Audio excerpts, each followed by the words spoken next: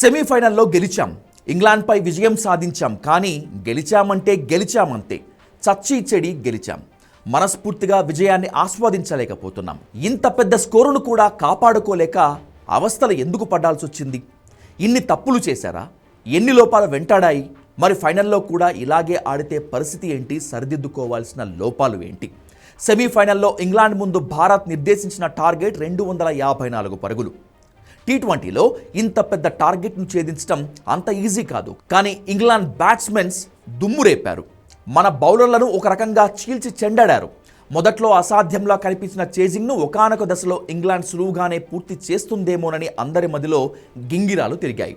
Bumrah 18th over వేయటానికి ముందు విజయంపై ఉండాల్సినంత confidence లేదు. ఓటమి భయం వెంటాడింది. మన బౌలింగ్ లోపాలను ఈ మ్యాచ్ మరోసారి బయటపెట్టింది. ఒక్క బుమ్రా తప్పితే మిగతా వాళ్ళంతా రన్ సమర్పించుకోవటంలో పోటీ పడ్డారు. సరైన బౌలింగ్ ప్రత్యామ్నాయం కనిపించక ఎవరికి ఓవర్ ఇస్తే ఏమవుతుందోనన్న టెన్షన్ కనిపించింది. భారత బౌలర్లలో వరుణ్ చక్రవర్తి దారుణంగా విఫలమయ్యాడు. మిస్టరీ స్పిన్నర్గా అందరూ మెచ్చుకున్నా టోర్నీలో మాత్రం తేలిపోయాడు. సెమీస్లో మరీ దారుణంగా బంతులు విసిరాడు. 4 ఓవర్లలో ఏకంగా 64 పరుగులు సమర్పయామి అనేశాడు. ఏమాత్రం ఫామ్లో లేని బట్లర్ను బౌల్ చేయటం తప్పితే అతని బౌలింగ్లో పస కనిపించలేదు. వరుణ్ బంతి వేయటానికి రావటమే ఆలస్యం. క్రీజులోకి వచ్చిన బెతేల్ వరుసగా 3 సిక్సర్లు ఉతికి ఆరేశాడు. ఇదే ఉప్పులో మిగతా బౌలర్లను చీల్చి చెండాడాడు. అక్షర్ పటేల్ కూడా ఏమాత్రం ప్రభావం చూపించలేకపోయాడు. ఆర్ష్దీప్ అప్పుడప్పుడు పదునైన బంతులు విసిరినా పెద్ద ఎత్తున వైడ్లు వేశాడు. ఈజీగా షాట్లు కొట్టే బంతులు వేసి పరుగులు సమర్పించుకున్నాడు. బుమ్రా ఒక్కడు చివరి 2 ఓవర్లలో సూపర్ బౌలింగ్ వేసి మ్యాచ్ను గెలిపించాడు. కానీ వీళ్ళని నమ్ముకొని ఉంటే మ్యాచ్పై ఆశలు వదులుకోవాల్సిన పరిస్థితి.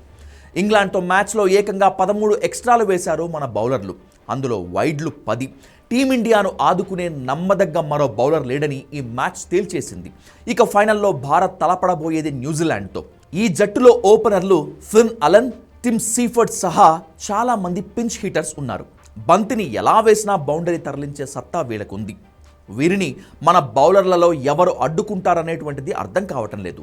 వరుణ్ ఏమాత్రం ప్రభావం చూపలేకపోతుండటంతో అతని ప్లేస్లో కుల్దీప్ను ఎంచుకోవటం తప్ప మరో మార్గమే కనిపించడం లేదు. ఇక మన బ్యాట్స్మెన్ల కథే వేరు.